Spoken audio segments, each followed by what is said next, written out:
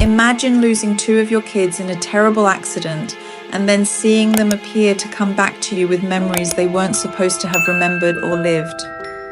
This is one of the most disturbing and intriguing tales regarding possible reincarnation ever documented. Their names are the tale of the Pollock Twins. Is it really a coincidence or a story of the paranormal? Together, let us unravel this bizarre enigma. It's 1957, in the quiet town of Hexham, England. Florence and John Pollock were a devout Catholic couple raising their two daughters, Joanna, aged 11, and Jacqueline, aged 6. Life was simple, happy, until tragedy struck on May 5th, 1957. One morning, the girls walked to church with a friend. A car, driven by a woman who had lost her own children and was under the influence of barbiturates, ran into them. The accident was fatal. All three children died instantly. The Pollock family was devastated. John and Florence found it extremely difficult to deal with their loss. However, John in particular held on to a very strange belief. He was certain that his girls would somehow return to visit him. A year later, Florence became pregnant.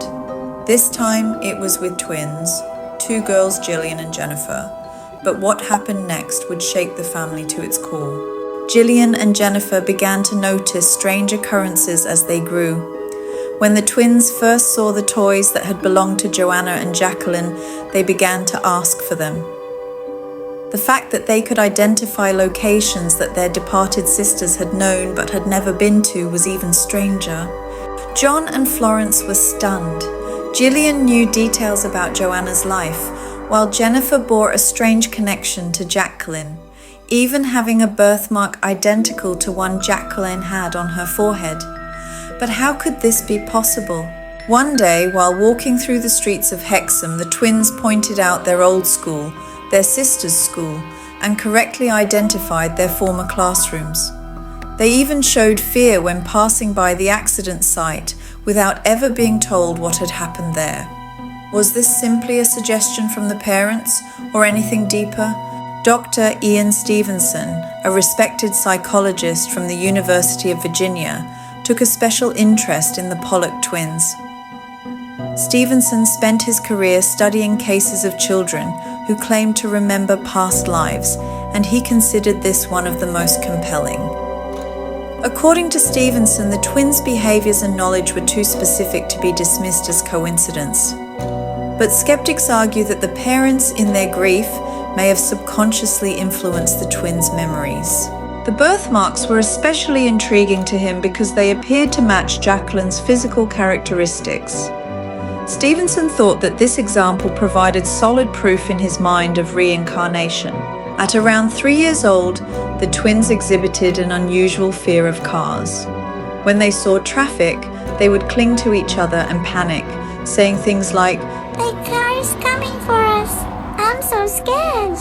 This fear was particularly strange because their parents had never told them about their sister's fatal accident. Jennifer had a birthmark on her forehead, identical to a scar Jacqueline had. Even more strangely, she had another birthmark on her waist, exactly where Jacqueline had a distinctive mark. But that was just the beginning. The parents were now convinced these were more than just coincidences. Could their daughters have truly returned? As the twins grew older, the memories faded. By the time they were 7, they no longer spoke of their past lives. It was as if the memories had disappeared, leaving only questions behind. For reincarnation believers, this example seemed indisputable. It is characterized by memories, feelings, anxieties, and even physical scars. However, the concept of former incarnations is still seen by skeptics as a psychological ploy, a coincidence, or the product of suggestion. But if that were the case, how do we explain the details? The scars? The precise memories? The fear of cars? Are they just echoes of grief, buried deep in the subconscious of a mourning family?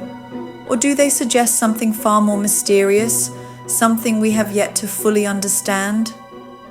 What do you think? Have you heard of other cases like this? Let me know your thoughts in the comments below. I always love hearing different points of view, and if you enjoy diving into the strange, the forgotten, and the unexplained, make sure to like, subscribe, and hit the bell so you don't miss the next mystery waiting to be uncovered.